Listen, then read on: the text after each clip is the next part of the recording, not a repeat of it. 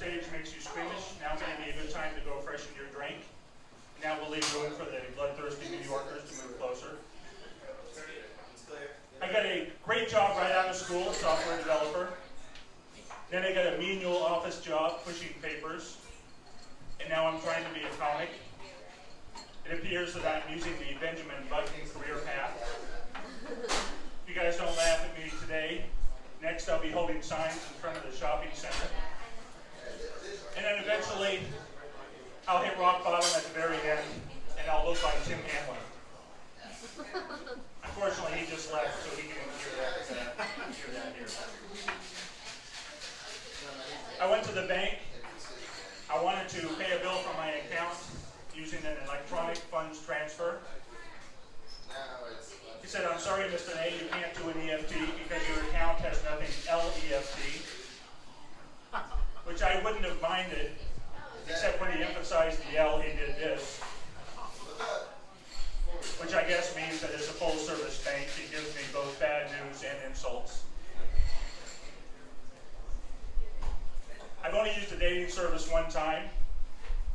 I told him I expected to find a woman that was successful, attractive, humorous, and liked sports. So I wrote up my bio, gave it to him, and I asked if I needed to change anything. And they said, yes, your expectations.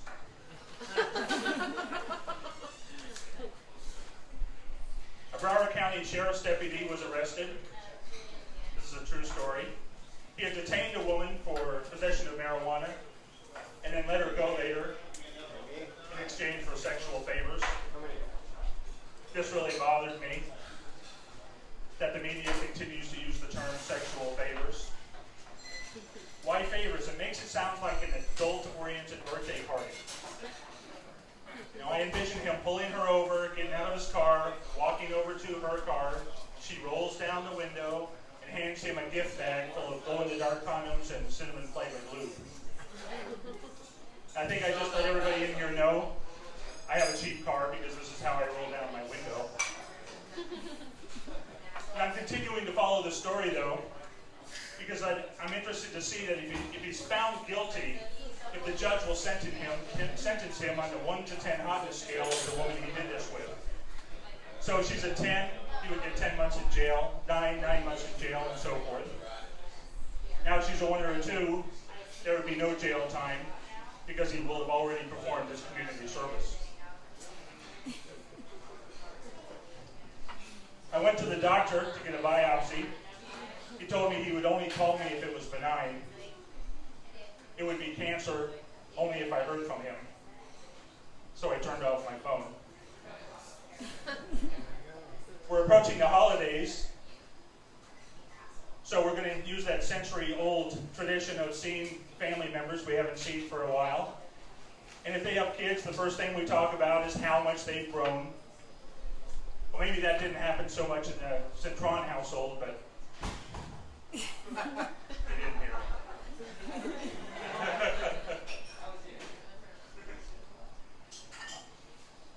But I think if we can comment on how quickly the kids are growing, that we can comment on anyone that has a height change, including those older family members that are shrinking.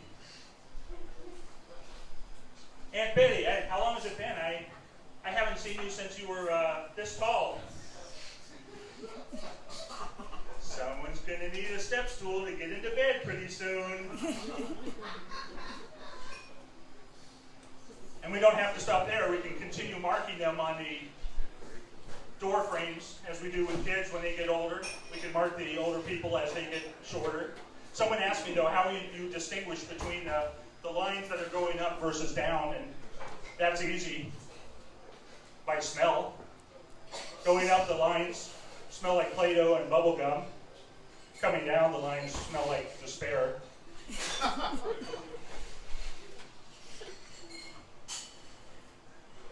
I recently became a member of the Mile High Club, accidentally.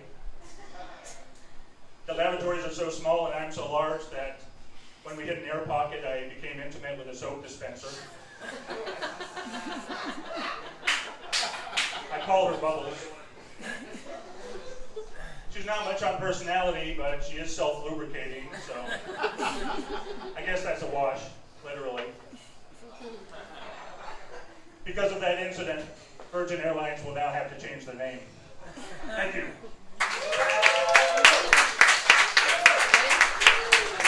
Give it up for Joe Day, everybody. Very funny guy. Very clean, very funny. I love it. All right, up next, we're going to keep this lovely show rolling.